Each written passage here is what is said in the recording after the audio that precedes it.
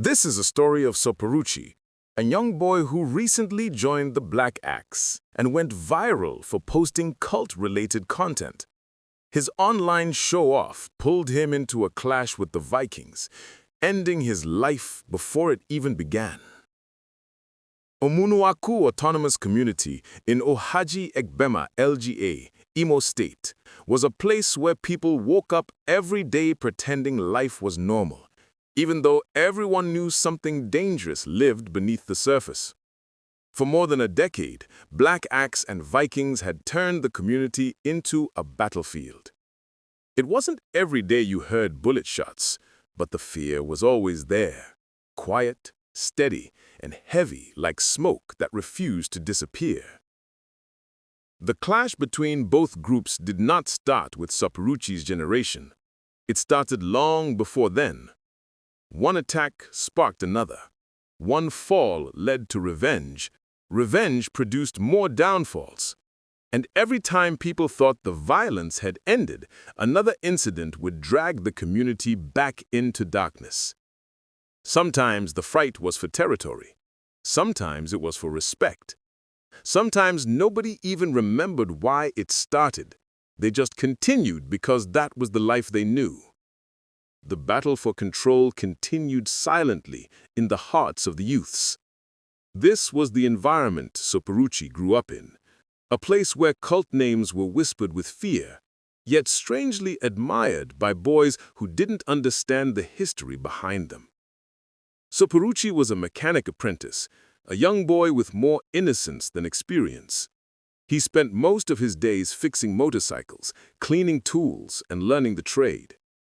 But every evening, after washing oil from his hands, he opened his phone and entered a different world.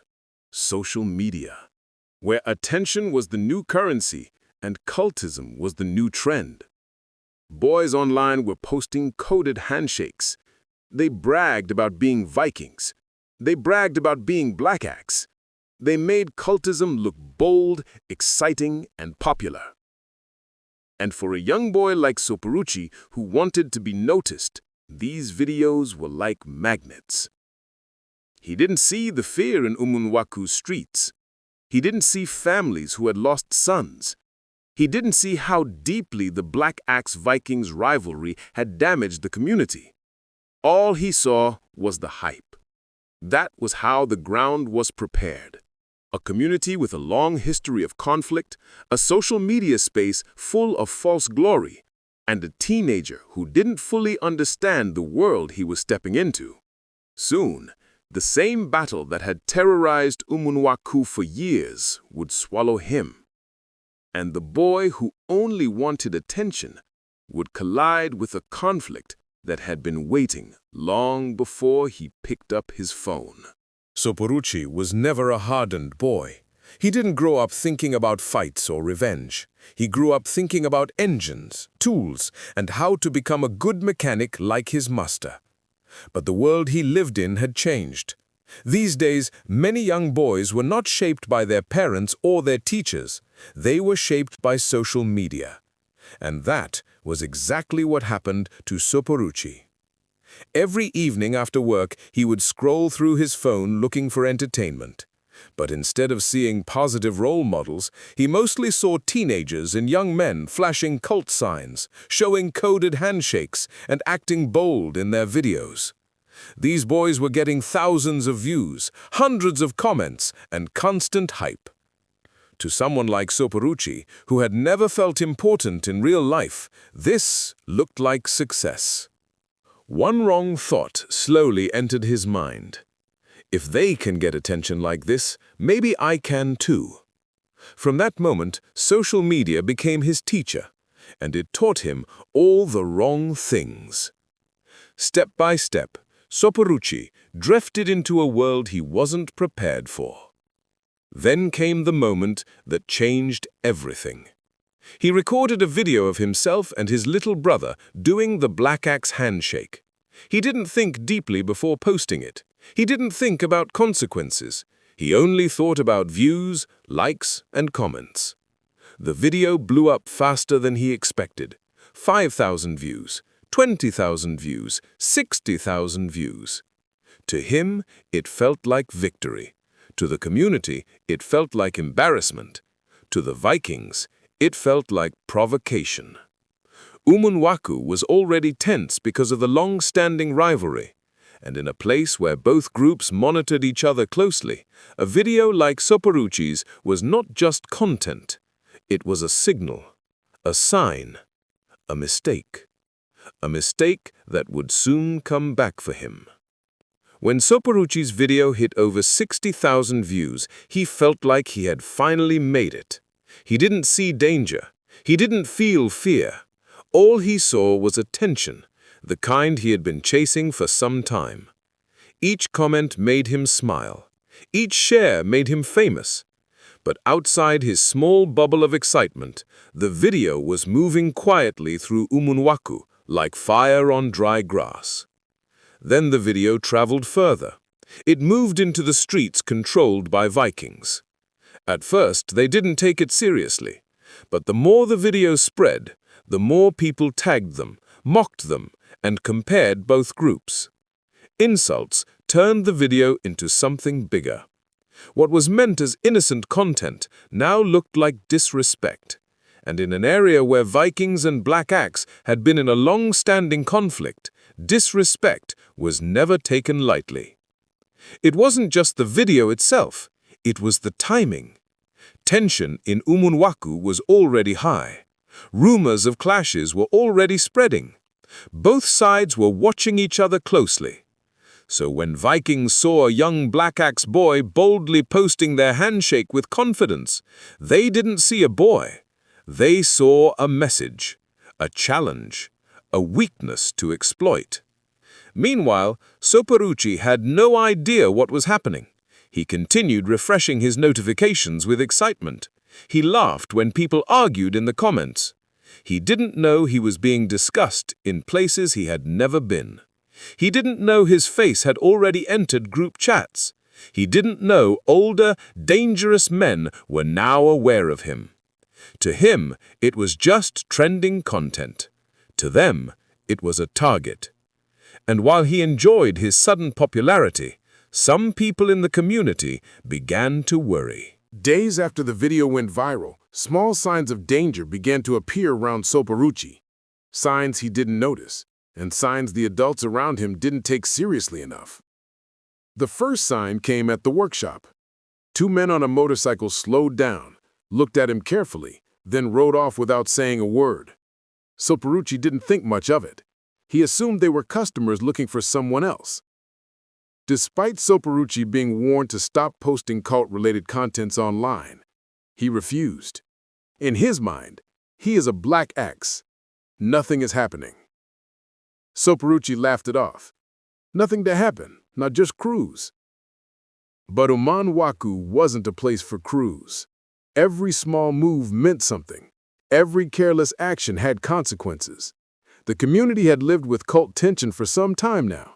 They knew the signs of trouble better than the young boy who was playing with fire. Attention had blinded him to reality. But Sopuruchi misunderstood the warning. By now, word had already spread among Vikings members. Some of them had seen Sopuruchi's video more than once. Some saved it on their phones. They weren't laughing. They weren't impressed. They were irritated. And in a community already boiling with tension, irritation was all it took to start a tragedy.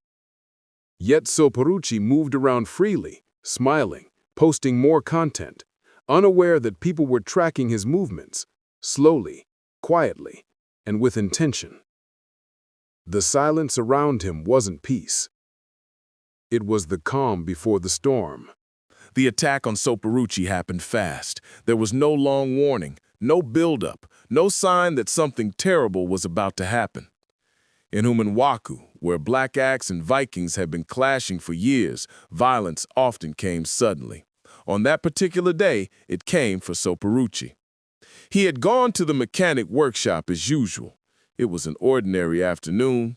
He was helping another apprentice fix a motorcycle that had engine trouble. He joked, laughed, and behaved like a boy who believed he still had time. He had no idea that Vikings members had been watching his movements for days, quietly marking him. To the Vikings, Sopuruchi was not a boy. He was not a mechanic apprentice. He was not someone seeking attention. He was simply a Black Axe boy showing himself boldly online, and in a long-standing rivalry, that was enough reason to target him. The Vikings entered the community quietly on 2 motorcycles. Nothing looked strange about them. They blended in like normal commuters. They passed the market. They passed the church junction. They passed the primary school. Their eyes were fixed on one destination, the mechanic workshop where Sopuruchi was working. When they arrived, they did not waste time. Before anyone could react, the Vikings moved directly toward Sopuruchi. The workshop scattered instantly. People ran in different directions. Tools dropped. Buckets fell. Apprentices dived behind motorcycles. Some women screamed from nearby stalls. Sopuruchi tried to run, but he reacted too late. He had never been in this type of danger before. He didn't understand the speed. He didn't understand the reality. He was a boy who played with online threats, not someone prepared for real-life violence. The Vikings struck quickly and left immediately. In less than a minute, they disappeared through the same path they came from. By the time the community gathered around, Sopuruchi was already on the ground, motionless, shocked, and completely alone. No Black Axe members came to help him. No brothers he called online appeared. No one who hyped him on social media showed up. The truth was clear. Cultism did not protect him. The group he proudly identified with did nothing for him when it mattered. The online fame that made him feel powerful could not save him. His family arrived crying. His mother collapsed. His father held his head in disbelief. The community stood in painful silence. Another young life had been wasted. And for what?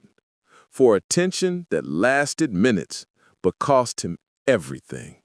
The downfall of Sopuruchi didn't happen in isolation. It was the direct result of a long boiling conflict between the Black Axe and the Vikings in Umunwaku autonomous community. For months, both groups had been measuring strength, exchanging threats, stamping territories, and watching each other closely. Every move counted. Every symbol mattered. Every public show of confidence was taken as a challenge. Sopuruchi didn't understand this world. He wasn't part of its history. He didn't know that in Umunwaku, a simple hand sign could ignite violence. He didn't know that the Vikings monitored every Black Axe activity, especially during tense seasons. He didn't know that the internet, where he enjoyed attention, was also a battlefield where enemies watched silently. When he posted the viral video of himself and his little brother doing the Black Axe handshake, he unintentionally crossed the line. To him, it was hype. To the conflict on ground, it was fuel. The video didn't just go viral among regular people, it traveled straight into the eyes of rival confraternity members. Vikings interpreted it differently. To them, it wasn't a boy playing. It was a public declaration. It was recruitment. It was disrespect. It was Black Axe expanding influence during a sensitive clash. And in the world of confraternities, perception is everything. Once his video spread, Sopuruchi became a symbol, unintentionally. A symbol the Vikings felt they needed to address to maintain dominance. The more the video circulated, the more his risk increased. Unknown to him, he had stepped into a game where boys like him were not seen as children. They were seen as representatives of the enemy. He continued posting more cult-related content, enjoying the temporary fame. Each post made things worse. Each hand sign, each coded caption, each song he used pushed him deeper into danger he could not see. He didn't know that people were screenshotting, forwarding, discussing him in hidden corners, mentioning his name in meetings where peace was not an option. In cult conflicts, attention is a weapon, and Sopuruchi used it against himself without knowing. The Vikings didn't care that he was young. They cared about what his posts represented, boldness from a rival group during a hot clash. So they moved on him quickly, quietly, efficiently. No drama, no warning. One moment he was alive, planning his future as a mechanic. The next moment, the war between two confraternities swallowed him. His dream didn't fall because he fought. It fell because he wanted attention in a conflict he didn't understand. Sopuruchi's fall did not end the tension in Umunwaku. It increased it.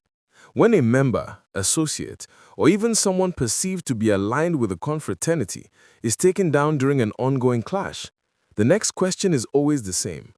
Will there be retaliation? And in Umunwaku, that question hung in the air like smoke. The Vikings had made their move. It was clean, quiet, and calculated. But everyone knew that the Black Axe was watching.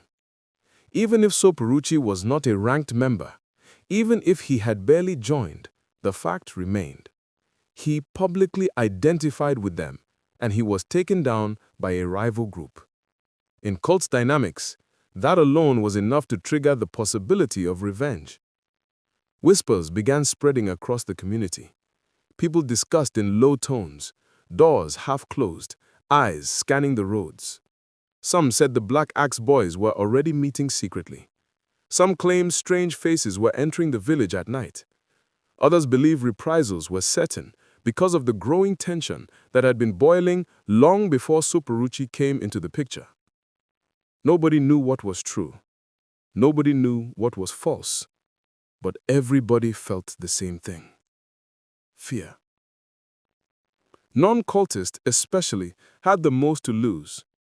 They had no bullets, no squad, no affiliation. They were the ones who suffered most whenever violence erupted. Stray shots didn't ask for membership. Wrong place, wrong time didn't care about innocence. That was why elders started warning their children to move carefully, to avoid late nights, to stay far from unfamiliar faces. Even cultists themselves knew the air was becoming dangerous. Those who once walked freely began lowering their voices, avoiding unnecessary gatherings, hiding their colors, and limiting their movements.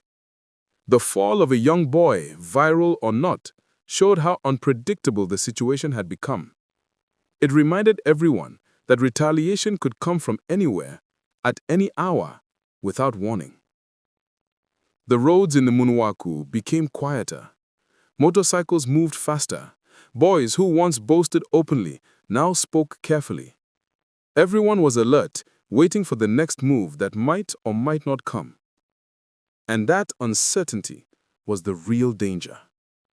Because in a season like this, both cultist and non-cultist needed to be vigilant. The clash between Black Axe and Vikings was no longer about Sopuruchi alone.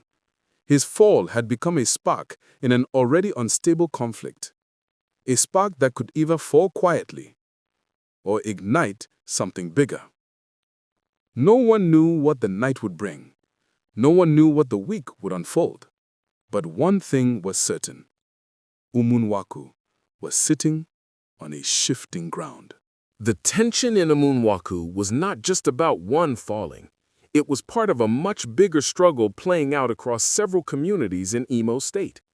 For years, Black Axe and Vikings had been wrestling for dominance, territory, influence, relevance, and fear. Every community had its own history, its own heroes, its own scars.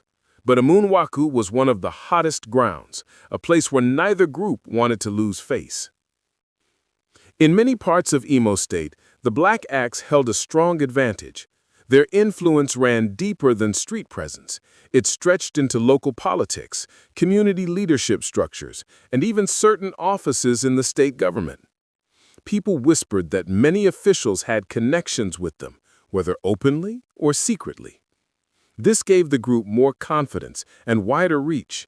They could move more freely. They could command more loyalty.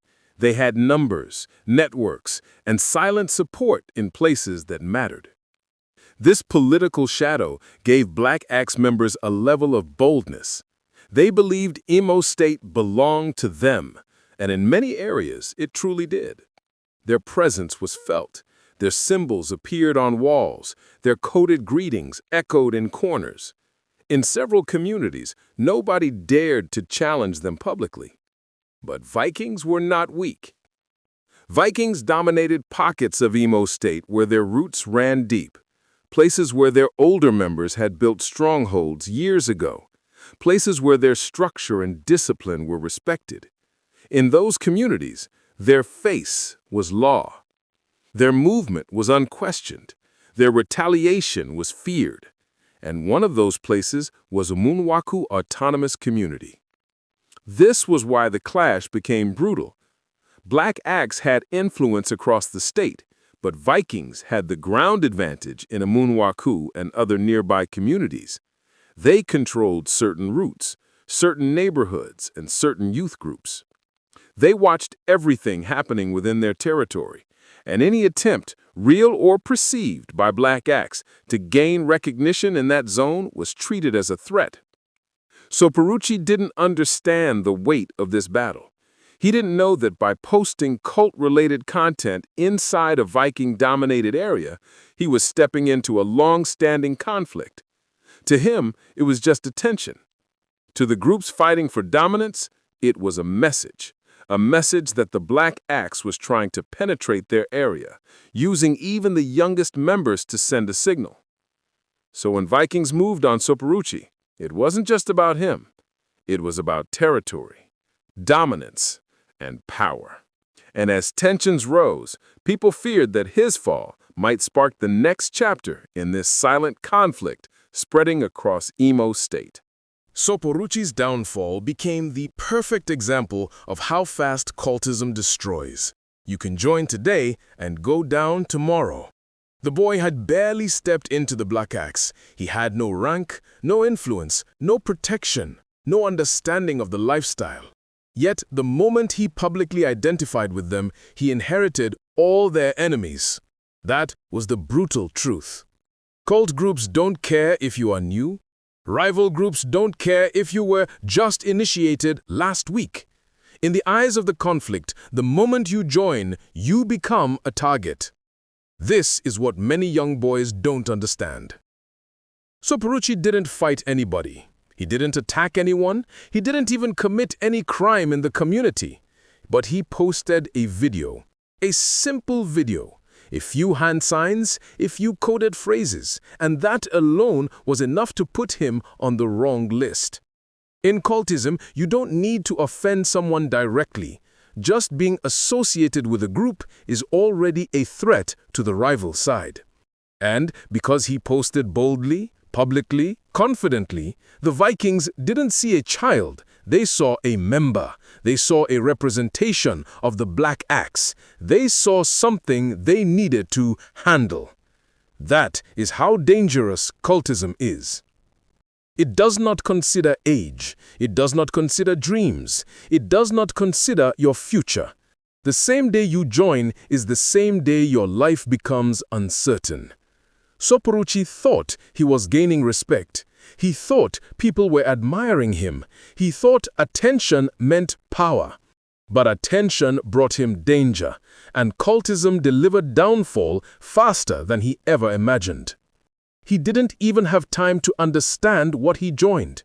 He didn't have time to learn the rules. He didn't have time to grow. The street swallowed him before he could take his second step. This is why young boys must think twice. This is why parents fear every night. This is why communities keep warning. Because when you enter cultism, you don't control your life anymore. Your enemies choose your fate. Your next move is not in your hands. Your future becomes a gamble. And your fall can come on any random morning. Sopuruchi joined Black Axe for hype. Less than a month later, he was in the ground. His story is a warning written in blood. Do not join. You may not live long enough to regret it. The story of Sopuruchi, the quiet boy who got dragged into the long-standing conflict between Black Axe and Vikings in Umunwaku, is a painful reminder of how dangerous cultism has become in Imo State. From the moment he stepped into their conflict, his life changed direction in a way he never expected. What began as simple curiosity and the desire to feel belonging slowly pushed him into a circle of violence, fear, and endless retaliation. Imo State continues to face the struggle for dominance between these two confraternities. Black Axe may have more influence through government connections, but that hasn't stopped Vikings from fighting back in the streets and rural communities. Ordinary people are caught in the middle. Innocent boys like Sopuruchi become victims of a conflict they don't fully understand. His fall became another statistic in a conflict that has claimed too many young people. The lesson is clear. There is no gain in cultism. Nothing good comes out of joining a confraternity. You may think you are joining for protection, influence, power, or respect, but the reality is simple. You are signing your life away. You can join today and be fall tomorrow. Loyalty won't save you. Strength won't save you. The name of the group you join won't save you. Once you enter, you become part of a cycle you cannot control. You are dragged into generational fights, long-standing grudges, and silent conflict you didn't start. Your dreams, plans, and future can vanish within seconds. Sopuruchi's story teaches us that prevention is the only solution. The safest decision is to stay far away from cultism. Protect your future. Value your life. No friends, no confraternity, no group is worth going down for. The best victory is staying alive, staying free, and staying focused on a better path. This content is for educational purposes only. We don't support cultism.